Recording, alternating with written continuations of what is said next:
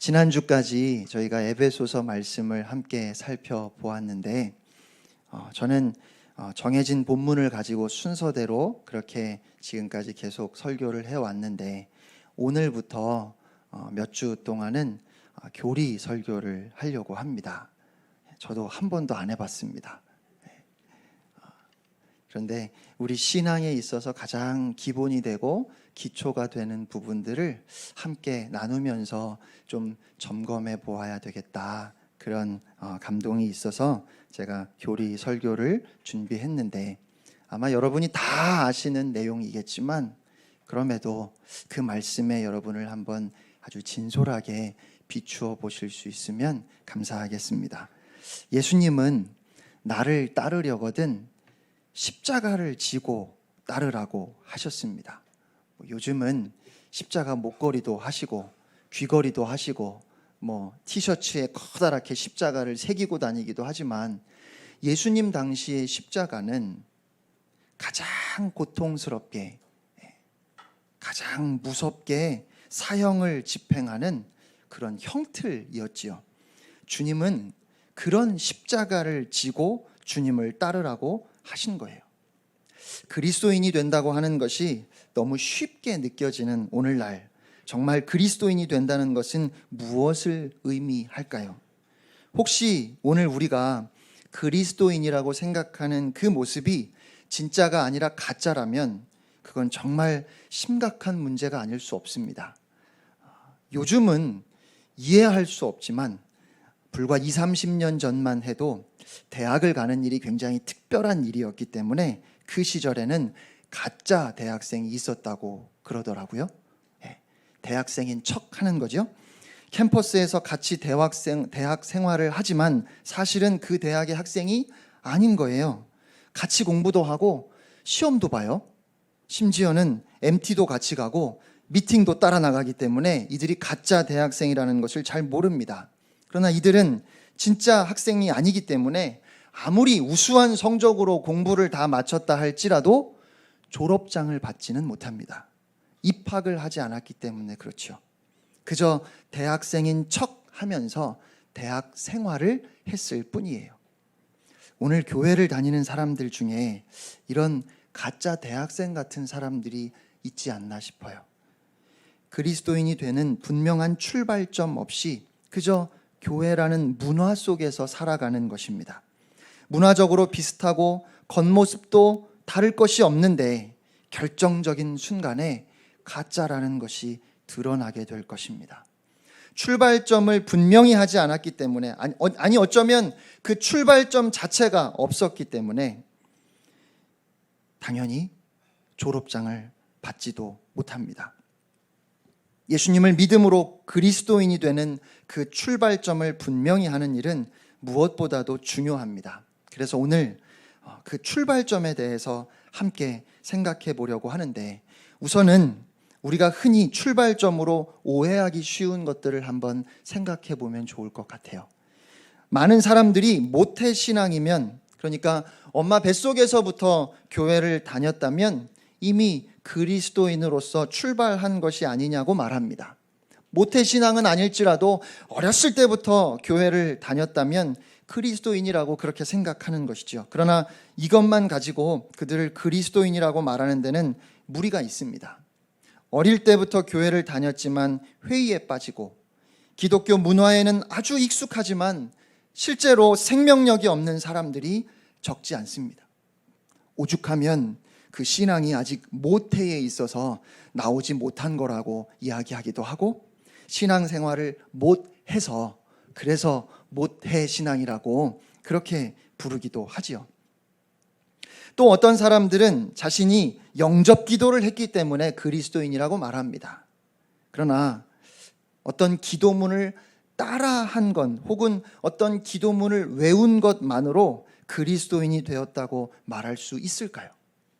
영접 기도까지는 잘 따라 했는데 세상으로 돌아가 버린 적지 않은 사람들은 우리가 어떻게 이해해야 하겠습니까?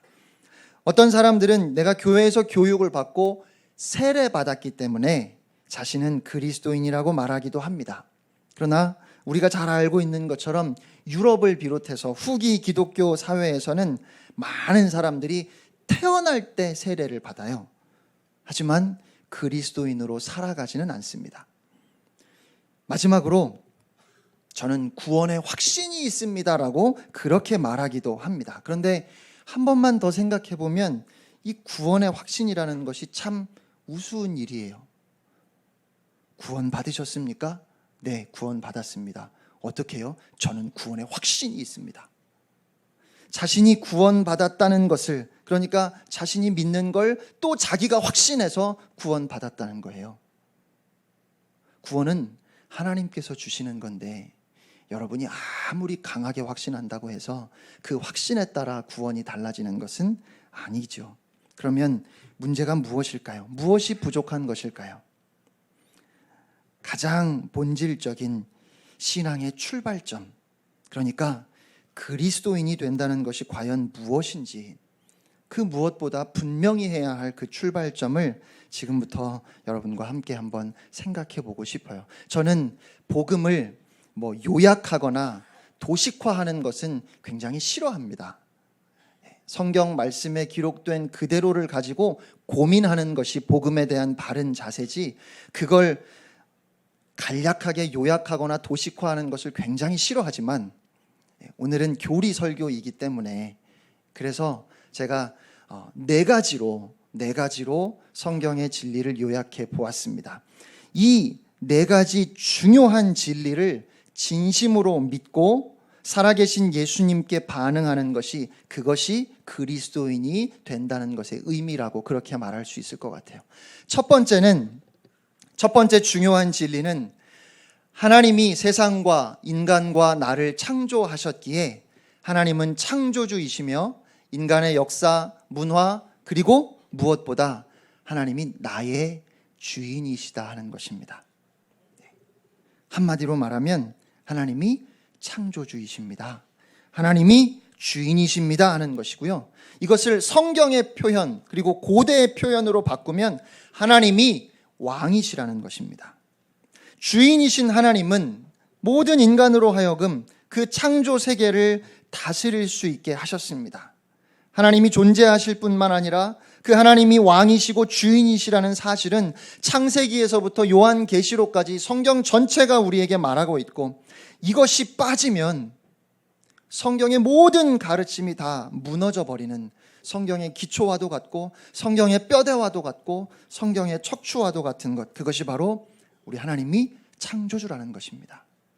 여러분은 우주 만물과 또 자신의 인생을 바라보면서 하나님이 계실 뿐만 아니라 하나님이 주인이시고 하나님이 왕이시라는 것을 믿으십니까? 그것이 여러분의 삶의 기본 전제가 되어 있나요? 그렇지 않다면 둘째, 셋째, 넷째까지 더 나갈 필요도 없습니다. 하나님이 온 우주와 우리 인생의 주인 되시지 않는다면 그 다음 내용은 아무 의미가 없다는 거예요. 첫 번째로 가장 중요한 것은 우리 하나님이 주인이신가 하는 것입니다.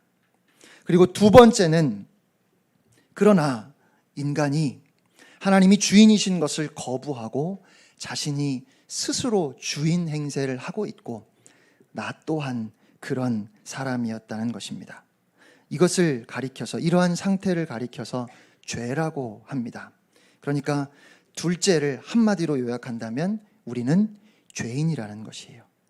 로마서 3장 23절을 보면 모든 사람이 죄를 범하였습니다. 그래서 사람은 하나님의 영광에 이를 수 없는 처지에 놓여 있습니다라고 그렇게 우리에게 말씀합니다. 여러분, 죄가 무엇일까요? 성경에서 말하는 죄는 거짓말하고 도둑질하고 사기치고 이런 어떤 행위를 말하는 것이 아닙니다. 성경에서 말하는 죄는 하나님이 주인이신데 내가 주인이 되려고 하는 것, 나 자신이 주인인 상태, 그것이 바로 성경이 말하는 죄예요. 다시 말해서 전부 다 하나님의 것인데 내 거야 라고 주장하는 것, 그것이 바로 죄이고, 여기에서부터 온갖 거짓말, 도둑질, 사기와 같은 그런 죄의 결과, 죄의 열매들이 나오는 것이죠. 제가 어떤 목사님에게 들으면서는 참 깔깔대고 웃었는데 요즘은 웃지 못하는 이야기가 있어서 여러분에게 소개하려고 합니다. 이 목사님에게 4살 된 딸이 있었는데 이 아이가 자꾸 손가락을 코에 넣어서 그 속에 있는 걸 꺼내가지고 돌돌 말더니 결국 그걸 자기 입에다 집어넣는 거예요. 그 모습이 얼마나 기가 차고 더러웠겠습니까? 그래서 엄마가 제발 좀 그러지 마, 너무 더러워 라고 그렇게 말했더니 엄마 앞에서 이 꼬마가 또다시 콧구멍에다가 손가락을 집어넣어가지고 그 속에 있는 걸 어렵게 꺼내서 돌돌 말아가지고 엄마한테 보여주더랍니다. 그러면서 하는 얘기가 엄마 이건 내 거야. 그리고 쏙! 전에는 정말 우스운 이야기였는데 제가 요즘 웃지 못하는 이유는 유원이가 똑같은 행동을 하기 때문에 그래요. 그런데 이 모습이 인간의 죄성을 잘 설명해 줍니다. 이 4살 된 아이처럼 이건 내 거야 라고 주장하는 것. 하나님 앞에서 이건 제 겁니다. 다른 건 몰라도 하나님 이건 제 거예요. 이것까지 간섭하시면 안 되지요. 이건 손 떼세요 라고 그렇게 이야기하는 것, 그것이 성경이 말하는 죄의 본성이고 죄의 본질이라고 할 수 있어요. 하나님을 진정한 주인으로 생각하지 않으면 이 죄의 개념은 단순한 도덕 개념을 넘어설 수 없습니다. 하지만 죄는 하나님에 대한 반역입니다. 하나님의 주인 되심을 거절하는 것이 바로 죄예요. 내 인생은 내 거예요. 이게 죄입니다. 이게 죄의 본성이에요. 이러한 죄의 본성을 가진 인간들은 관계에서 서로 고통을 주고받아요. 하나님 없이 사회를 구성하고 발전시키고 문화를 만들어냅니다. 사람들은 늘 선한 의도를 가지고 있다고 주장하지만 그 자기 중심성에서 벗어나지 못하는 인간은 사회에 끊임없이 문제와 고통을 만들어냅니다. 그래서 우리 인간의 죄의 문제가 해결되지 않는 한 우리가 살고 있는 사회와 문화, 더 나아가서 온 지구는 고통 가운데 있을 수밖에 없어요. 이것이 주인이신 하나님을 거절함으로 우리가 겪고 있는 삶의 실존이지요. 그리고 셋째, 이러한 창조주에 대한 반역의 대가는 죽음밖에 없습니다. 그런데 하나님은 우리를 너무 사랑하셨기 때문에 우리가 지불해야 할 대가를 예수님께서 십자가에서 대신 지게 하십니다. 여기서 우리는 하나님의 정의에 기초한 사랑을 만납니다. 이것이 세 번째 진리입니다. 예수님이 우리를 대신하여 죽으셨다는 것입니다. 하나님의 공의 때문에 우리가 죽어야 할 그 자리에서 하나님의 사랑 때문에 예수님이 대신 죽으셨습니다. 그저 예수님이 우리를 위해서 죽으셨다고 말하는 것은 조금 부족해요. 우리를 위해서, 우리를 사랑하셔서 죽으셨다고 하는 것은 물론 틀린 말은 아니지만 그것만으로는 완전한 표현이 아니라는 것입니다. 더 정확한 표현은 우리를 대신해서, 우리가 죽어야 할 그 자리에서 예수님이 죽으셨다는 것입니다. 그리스도인들은 이 복음을 깨달은 사람들입니다. 우리는 죽을 수밖에 없는 존재이며 이 악한 세상에서 악에 물들어 살아가는, 그래서 하나님의 심판 아래 있다는 사실을 깨달은 사람들이에요. 그런데 예수님이 그 심판을 대신 받으셨다는 말입니다. 이 은혜에, 이 복음에 감격하며 이것을 받아들인 사람들이 바로 그리스도인이에요. 때때로 그리스도인들이 구원의 감격을 누리지 못하는 이유는 자기가 죽어야 할 그 자리에서 예수님이 대신 죽으셨다는 사실을 깊이 깨닫지 못하기 때문입니다. 그냥 하나님이 우리를 사랑하신다고만 생각하는 거예요. 그럭저럭 나는 잘 살고 있는데 하나님이 사랑하시지 않는 것보다는 사랑하시는 것이 좀 낫지 않을까? 이런 정도로 복음을 받아들이니까 거기에는 감격이 없는 것이죠. 그러나 죄의 개념과 그에 따른 심판의 개념이 분명하면 그럴 수 없습니다.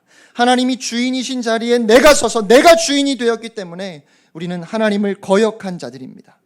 우리 각자에게는 죽음이라고 하는 아주 고통스러운 하나님과의 단절, 영원한 절망이 기다리고 있을 뿐이에요. 그런데 예수님께서 그 문제를 해결하시기 위해서 우리가 심판받아야 하는 그 자리에서 우리를 대신해서 죽으셨습니다. 이 사실을 깨달을 때에야 비로소 우리는 십자가를 통해 확증되어진 하나님의 사랑을 알게 되고 우리가 받은 구원이 얼마나 소중한 것인지를 깨닫게 됩니다. 죄를 깊이 인식할수록 그 죄를 해결하시려고 우리를 대신해서 죽으신 하나님의 사랑도 더 깊이 깨달을 수 있어요. 그리고 마지막 네 번째는 예수님의 십자가 죽음으로 나타난 하나님의 사랑을 받아들이고 예수님을 나의 삶의 주인으로 영접하면 나는 하나님의 자녀가 될 수 있다는 것입니다. 그러니까 구원받기 위해서, 하나님의 자녀가 되기 위해서 어떤 선행이 필요한 것이 아니라 단 한 가지, 우리를 위해서 죽으신 예수님을 나의 주인으로 받아들이면 됩니다. 이것을 짧게 요약하면 예수님을 주인으로 영접하면 그리스도인이 된다는 거예요. 영접하는 자, 그 이름을 믿는 자들에게 하나님의 자녀가 되는 권세를 주셨다 말씀하셨습니다. 그런데 여기서 예수님을 영접한다는 것은 그냥 감사합니다, 예수님 날 건져주셔서 감사해요 라고 그렇게 이야기하는 것과는 다릅니다. 그렇게 좋은 예 같지는 않지만 여러분에게 이것을 설명할 수 있는 제 능력이 부족해서 굳이 예를 들자면, 물에 빠졌다가 구조를 받은 사람이 살려주셔서 감사합니다, 너무 감사해요, 너무 고마워요, 아유, 위험을 무릅쓰고 저를 살려주셨군요 라고 그렇게 이야기하는 것은 영접이 아닙니다. 영접은 마치 이런 거예요. 제가 죽을 수밖에 없었는데, 죽을 목숨이었는데 당신이 생명을 걸고 나를 살려주셨으니 이제부터 제가 당신의 종이 되겠습니다. 그러니까 물에 빠진 저를 누군가가 살려주었는데 저를 구하느라 그 사람이 대신 죽은 거예요. 그래서 이제는 내가 내 마음대로 살아갈 수 없고 그 사람의 가족을 찾아가서 그 사실을 이야기하고 그를 위해서 살아가는 것과 같다는 것이죠. 내 생명을 살려준 그 은혜에 내가 보답하며 살겠다고 하는 것이, 그것이 바로 영접이고, 우리를 위해 십자가에서 죽으신 예수님을 나의 주인으로 모셔드리지 않는다면 이 영접은 아무 의미가 없다는 말입니다. 어떤 사람들은 내가 예수님을 믿기는 하는데 예수님을 나의 주인으로는 모시기가 어렵다고, 그거는 차차 내 신앙이 좀 더 성숙하고 난 다음에 하겠다고 그렇게 얘기하기도 해요. 그것은 영접을 안 한 겁니다. 믿지 않는 거예요.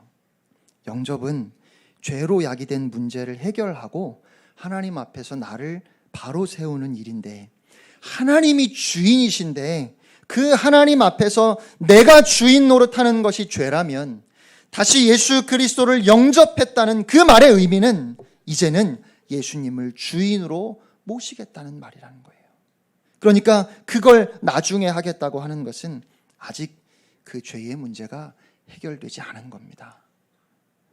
예수님을 주인으로 영접하지 않으면 우리는 예수님을 영접했다고 말할 수 없어요.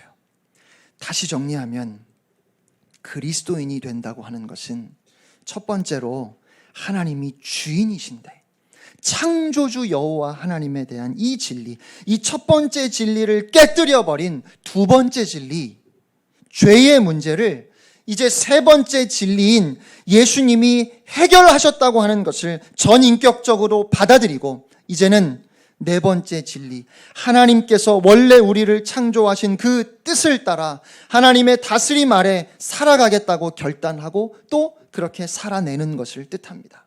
이렇게 예수님을 진정으로 영접한 자들, 예수님이 나의 왕이십니다, 예수님이 나의 주인이십니다라고 고백한 사람들, 이들이 바로 그리스도인이고 이들이 바로 구원받은 하나님의 자녀들입니다. 예수님을 우리의 왕과 주인으로 고백하는 것은 엄청난 감격이며 놀라운 일입니다. 진정으로 예수님을 영접한 사람들, 그 그리스도인들의 고백이 성경 곳곳에 나와 있지요.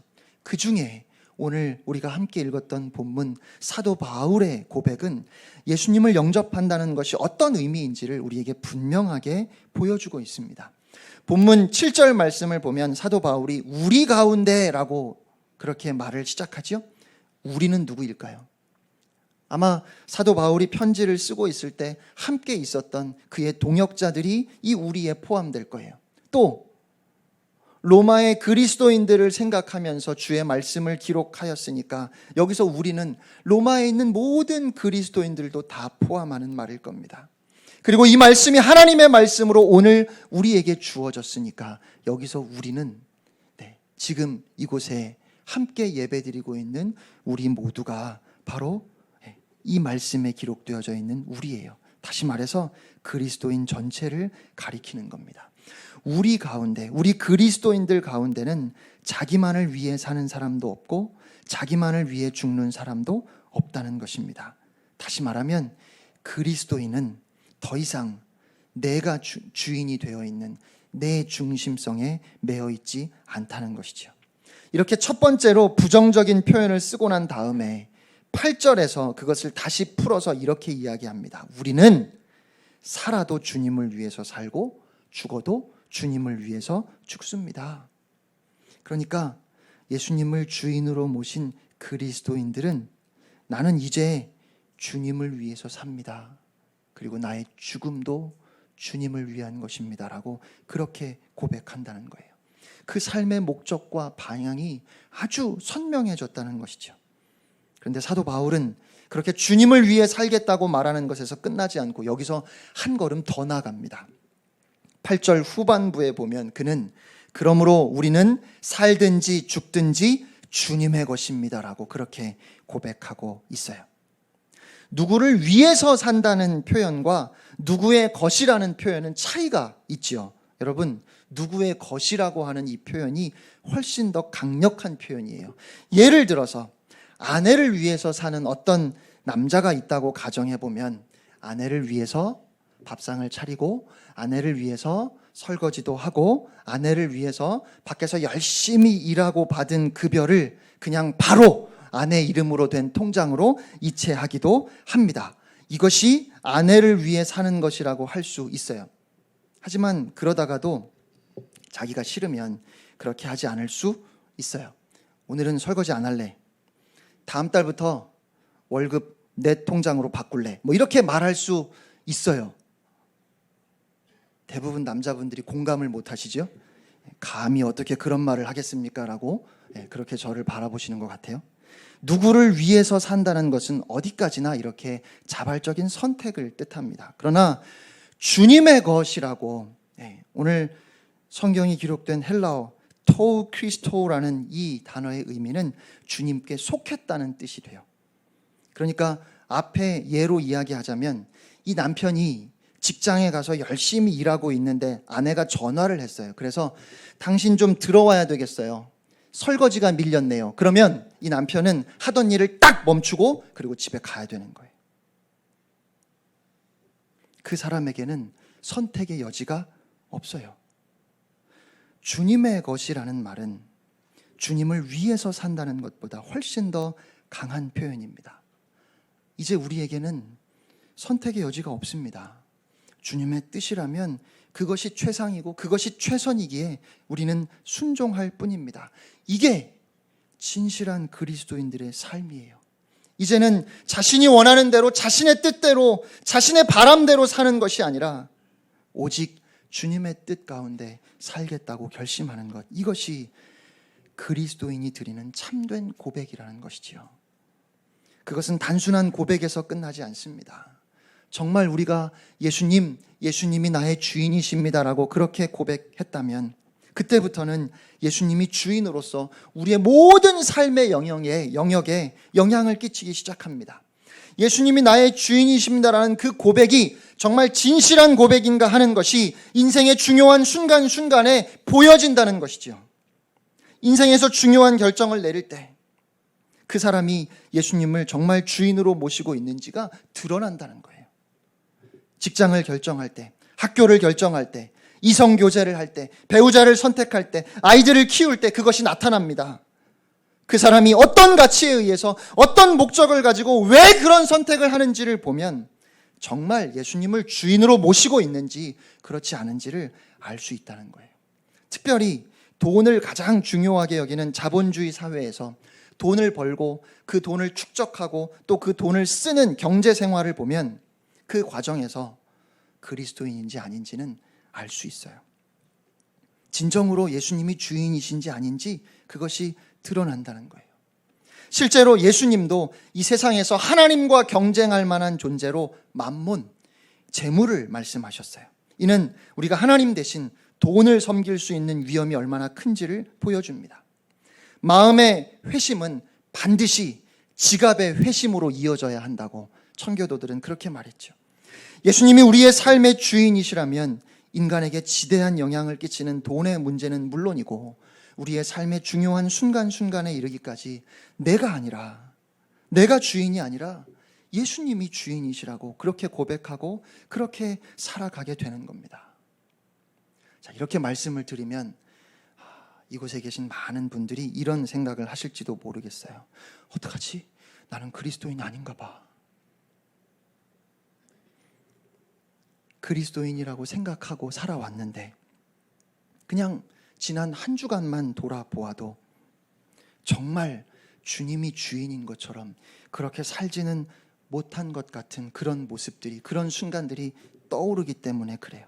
무슨 결정을 내릴 때도 하나님의 뜻을 따르기보다는 사람들의 말에 귀를 기울였고 내가 원하는 대로 선택했던 순간들이 너무 많았어요. 예수님을 주인으로 받아들이고 살아왔다 생각했는데 그 기준에 못 미친다고 느껴지는 그런 삶의 발자국들이 너무 많다는 겁니다. 또 예수님을 주인으로 모셨다는 사람들의 이야기를 들을 때 많은 경우에 우리의 마음속에 이런 생각이 듭니다. 네가 진짜 그렇게 산다고? 아이고야, 정말 예수님이 네 주인이야? 너 돈 네 맘대로 쓰잖아. 여자친구 만나는 거 네 맘대로, 네가 좋은 대로 하잖아. 이것은 또 다른 영적 존재가 우리 속에서 준동하고 있기 때문입니다. 그 또 다른 영적 존재를 성경은 사탄이라고 말합니다. 사탄이 하는 가장 대표적인 일이 참소, 고소하는 일이에요. 우리에게 계속 우리 자신이 잘못되었다고 고소하는 것, 이것이 사탄이 하는 가장 대표적인 일입니다.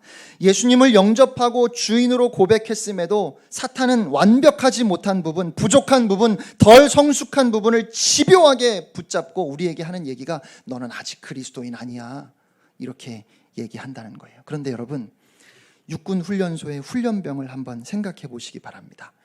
훈련소에 갓 들어온 훈련병은 총을 분해하거나 조립하는 것은 고사하고 태어나서 지금까지 총 한 번 쏴본 적이 없어요. 그냥 제식 훈련도 겨우 하는 정도입니다. 줄도 잘 못 맞춰요. 군대에 갔다고 곧바로 총도 잘 쏘고 전투도 잘 하는 것 아니지요. 많은 훈련을 받아야 합니다. 그러나 우리는 일단 훈련소에 입소하면 그 사람은 군인이라고 말하죠. 그는 아직 특전사처럼 그런 존재가 되지는 않았습니다. 특수훈련을 받아서 공중 침투부터 수중 폭파에 이르기까지 무슨 임무를 맡겨주든지 다 완수할 수 있는 그런 군인과는 비교가 되지 않지요. 아직 훈련병입니다. 그러나 훈련소에 입소한 군인도 군인입니다. 아닙니까? 중요한 것은 오늘 여러분이 완전한 삶을 살고 있는가가 아니라 중요한 것은 여러분이 진실로 하나님을 나의 주인으로 인정하고 그것을 하나님 앞에서 고백하고 있는가 하는 것입니다. 이런 진정성은 다른 사람들은 잘 몰라요. 그래서 틀림없이 그리스도인인 줄 알았는데 주님이 나는 너를 잘 모르겠다 말씀하시는 사람들이 있을 거고요. 저 사람은 어떻게 그리스도인이야 라고 생각을 했는데 주님이 반갑게 맞이하는 사람이 있을 거예요. 다른 사람들은 몰라요. 하지만 하나님은 아시죠? 그리고 나는 압니다. 나는 알아요. 예수님을 내 마음의 주인으로 모시기는 했지만 여전히 부족한 삶을 살고 여전히 성장해야 하고 아직도 미성숙한 부분이 많습니다. 과거에서 오는 여러 습관 때문에 그 습관으로부터 완전히 해방되지 못했기 때문에 그럴 겁니다. 그러나 그렇다 할지라도 예수님이 나의 주인이십니다. 이 고백이 있으면 일단 군에 입대하면 비록 총 한 번 제대로 못 쏴보고 제식 훈련이 몸에 배지 않았어도 군인인 것처럼 예수 그리스도 주님이 나의 주인이십니다라고 그 고백이 여러분 안에 있으면 그러면 여러분은 그리스도인이라고 말할 수 있어요. 실제로 이것은 아주 중요합니다. 우리의 인생에서 하나님을 우리의 주인으로 진심으로 받아들인 적이 있는지, 자신의 인생을 하나님께 내어드렸는지 여러분 생각해 보시기를 바랍니다. 여러분은 하나님, 내 인생을 이제부터 인도해 주십시오, 주님이 나의 주인이십니다라고 그렇게 진심으로 고백하신 적이 있으십니까?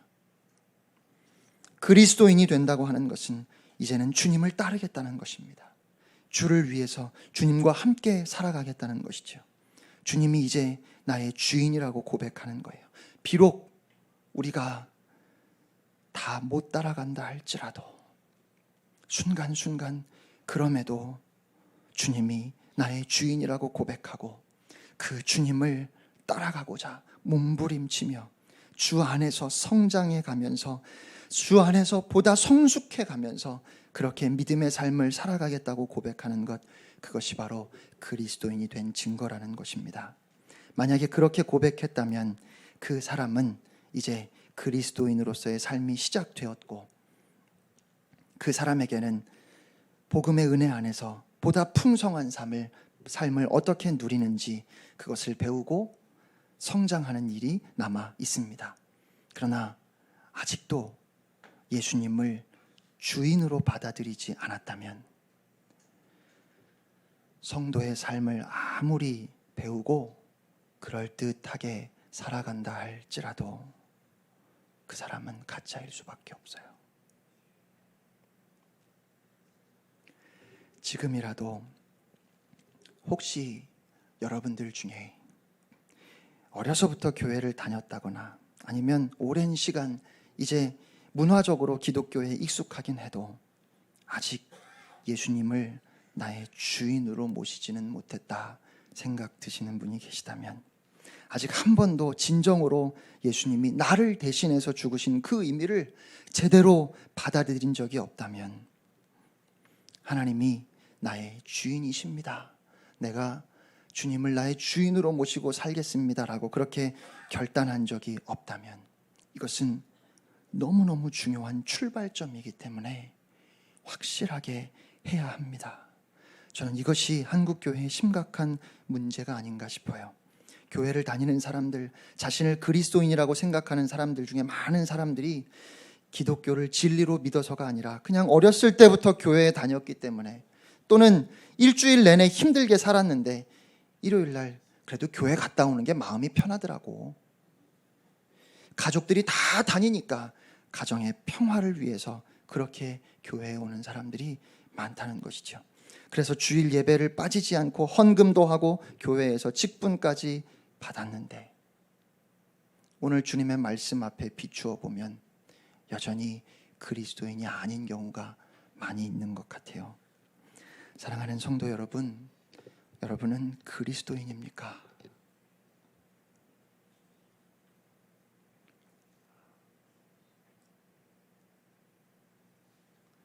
여러분 중에 한 분이라도 그 고백이 없어서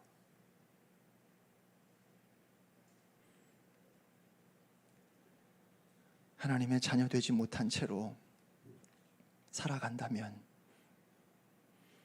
이 교회가 아무리 많은 사람들이 모이고 차고 넘친들 그것이 무슨 의미가 있겠습니까? 이 문제는 나중에 해결할 수 있는 문제가 아닙니다. 이 문제만큼은 분명하게 짚고 넘어가야 됩니다. 여러분, 다시 말씀드리지만 저는 여러분이 여러분의 믿음을 확신할 수 있느냐고 묻는 것 아니고, 여러분이 그리스도인으로서 완전한 삶을 살고 있는지, 그렇게 살아갈 수 있는지 여러분의 능력을 묻는 것도 아닙니다. 다만 여러분 안에 내가 부족하지만 내가 연약하지만, 내가 오늘도 하나님 앞에 부끄러운 모습뿐이지만, 그러나 하나님이 나의 주인이십니다 하는 이 고백이, 이 진실한 고백이 있는가 하는 것을 여러분에게 묻고 있는 것입니다. 그리스도인으로서의 출발점을 분명히 하지 않은 상태에서 그저 신앙생활을 이어간다면 아무리 많은 시간이 지나도 하나님의 진리가 나의 인격에 부딪혀서 일어나는 그 진정한 변화를 기대할 수 없고 그저 성경 지식을 축적하는 것으로 끝날 수 있습니다. 그리고 무엇보다 졸업장을 받을 수가 없어요. 그러므로 이 부분이 분명하지 않다면 무엇보다 먼저 이 문제를 확실히 해야 하겠습니다. 그리고 오늘 이 시간 나는 여전히 부족하지만 예수님이 나의 주인이십니다라고 그렇게 고백할 수 있기를 원합니다. 그 고백이 우리 안에 있을 때 이제는 복음 안에서, 은혜 안에서 날마다 더 풍성한 삶을 살아가게 될 것입니다.